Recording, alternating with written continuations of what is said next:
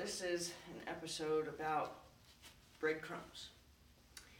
And not in the term that you would know breadcrumbs, but it's kind of the way I would like to break down things for horses so that they understand them better. And breadcrumbs require patience. So, it's dark in here. When trying to teach a horse something, and let's just say it's really a struggle to get it done. For some reason you're just really not seeming to get the horse to understand it. So what I do is I think of it in terms of, okay, so I have a big piece of bread and I'm trying to get something done by feeding him the big piece of bread. And he's just not getting it. He's just not getting it. No matter how patient I'm willing to be about it, he's just not going to get it. I can stand here all day trying to shove this big piece of bread in his face and he's still not going to get it. So I like to break it down into smaller and smaller pieces. And the patience that it requires is you want to get something done, clearly, but you have to accept the fact that if the horse can't get the message to the part of the body that you're trying to talk to, then maybe you're not giving them a small enough piece to help that message travel. So I like to make sure that I have the mentality of I'm willing to break this down all the way to a breadcrumb. I'm willing to start all the way to how do I get the message to the part of the body? Let's not even worry anymore about making that part of the body do something. Let's just see if we can't get them to tell us that the message got to that part of the body. Then we have a place to start from. Because you don't have a place to start from until you get the message to the part of the body that you want to make do something. So, for example, yesterday I was teaching a horse a certain head carriage because I don't believe you have to drive the horse into the bit to cause them to get into a collected frame. You can just explain to them what type of headset you're looking for and then ask them to do it. Now you have a mentally collected horse who is physically collected as well because you've asked them to do it. So the mental collection is I've given them a word or a cue that has a definition. The definition is something that they are able to understand. And now they're able to do it not only physically, but they're able to do it mentally because they know what you want from them. When you hold a horse tight in the mouth and you drive them into the bit to cause them to do this, they're not mentally collected. They're panicking. They're panicking, but they're containing their panic. Most horses have their mouth gaping open. Why? Because they really don't understand what you're doing, and you're pulling on them and pushing them at the same time. Stop and go at the same time. So what do people do? They tie their mouth shut so that it doesn't look so ungodly cruel. However, if you just tell them, look, I really think it's pretty when you hold your head like this, and then we can go around and you can look real pretty, and I don't have to yank in your mouth to make it happen, or tie your mouth shut so you have a hard time, salivating. So, what I've done is I've taught my horse how to come into that frame without having to use mechanics, where I can actually use their brain. So, yesterday I gave the young lady the full piece of bread, which is sitting on the horse and at a standstill. So it wasn't even the full piece of bread, because the full piece of bread would be, walk truck canter. So at a standstill, so maybe we cut the piece in half, but she was on the horse, and I said, let's give her the cue. So we're going to teach her what we want. We're going to give her a cue. And we're going to ask her to get the message to her nose. The message has to get to, the message actually has to get to her chin. She has to learn that we want her to bend at the pole and tuck her chin in. That's what we're looking for. So how do you explain that to her? Well, you pick a cue, whatever your cue is going to be. I actually use two cues. I use a hand cue, and I use a rein cue, and I use a verbal cue. So I wiggle my fingers, so I take contact, not pull, take contact so I have a feel on their nose, and then with the same feel, I don't lose the feel, then, so like I'm holding the reins maybe with my bottom 2 fingers with the twist, and then I tap the rein with my middle finger. So that way I stay contacted, so they have a steady feel, and then I put rhythm into that feel that they have. By doing that, I'm letting them know there's more to this than me just holding your nose tight. I'm telling you something specific about your nose. So, while sitting on her, this is a mare, while sitting on her, she wasn't getting it. She was standing there allowing kind of the tap, tap, tap on her nose. Now, my backup cue is a bump, okay? So it's similar, but different. And just like, there's words that are similar. They look for like the word there and there. T-H-E-R-E or T-H-E-I-R. They're similar. They sound the same. And yet they're very different. So it's kind of the same thing. So I try to teach the horses that there's words or cues that look the same, but actually are extremely different. So it's important that we make sure that we explain it to them that it's extremely different. That no, I'm not going to ask you to back up. But since this horse already understood the backup cue, of course, that's what she was going to do. So when we started this cue, the message got to the wrong part of the body. The message got to the hind feet. The message got to the front feet. It got to the whole body. The horse backed up.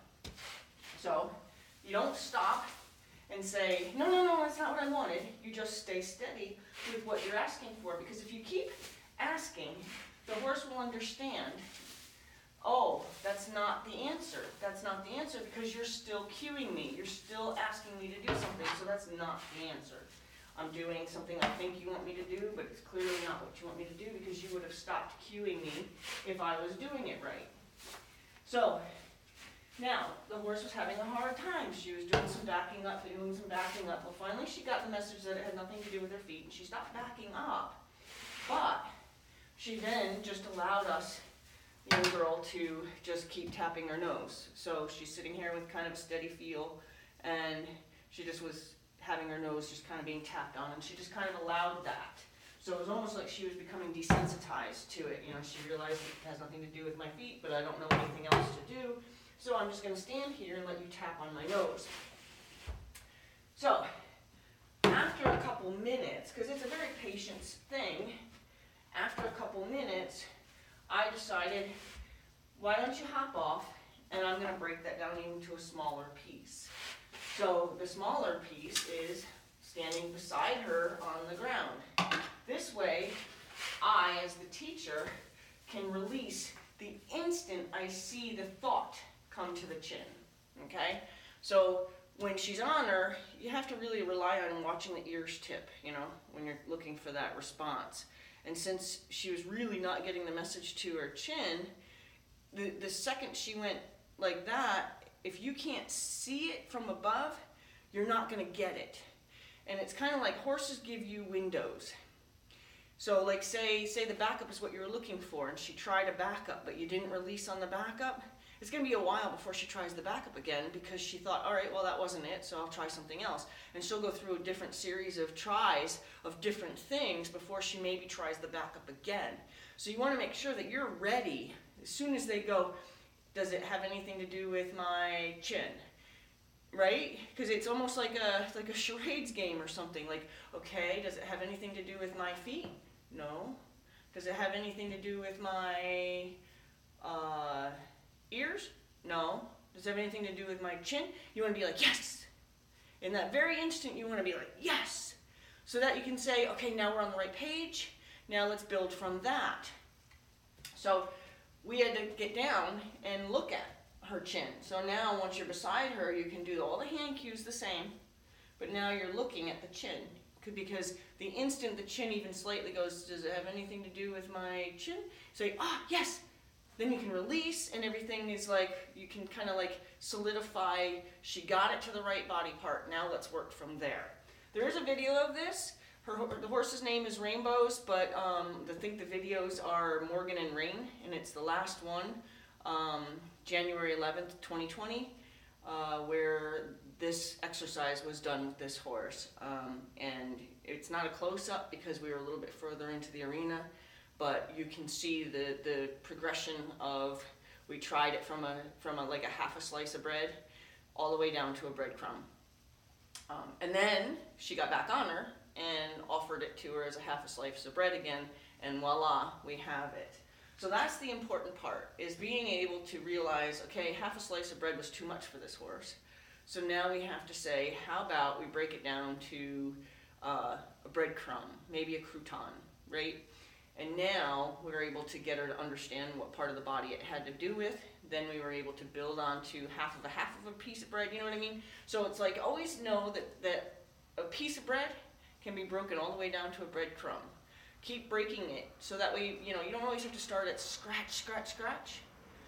Start where you think you're giving them kind of a elementary level.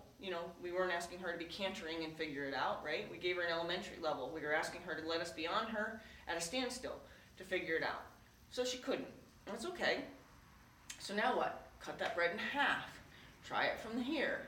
If that didn't work, you cut it in half again. So you don't have to go all the way to, standing there maybe pulling on the snap and seeing if you can get her to understand. You don't have to go to that small of a crumb. You can keep trying to get, breaking it down, chipping away at it until you get to the size of crumb she needs. But always believe that you can keep chipping it down, because if you think you're going to get on your horse and just make something happen until you finally give up, because that's what's really going to happen. You're going to give up. And then let's just say the last thing the horse did was back up. The next time you do it, the horse solidified in her mind, this means back up. Now this, of course, is a backup cue, and I don't even mean, that's not even that animated. But if you had tried to do a head cue and all you got out of it in your lesson was a backup, and then you just quit because you got frustrated or whatever, and you just said, forget it, it's not going to work, she's stupid. Then the next time you try it, she's going to back up. She's certain, 100% certain she knows what you want. She's certain she learned it. So take the time to set out to teach something. Take the time to recognize what the full picture is going to look like, what the full piece of bread looks like, and then realize how many pieces you can make out of that until the horse can understand it, and then increase the size of the bread again. Your horse will thank you for it. Your horse will learn better. Your horse will trust that you're going to do that for them, and your horse will then be able to develop a rapport with you about being a good teacher for them, and they're going to look to you for guidance. Like I have most horses, once I teach them a few things that require a lot of thought on their part, then when they want something, they ask. When they need help, they ask. There's several videos yesterday where there was something down at the other end of the barn that they were struggling with because it was different than they normally saw it. And every one of them asked me, can we go look at that?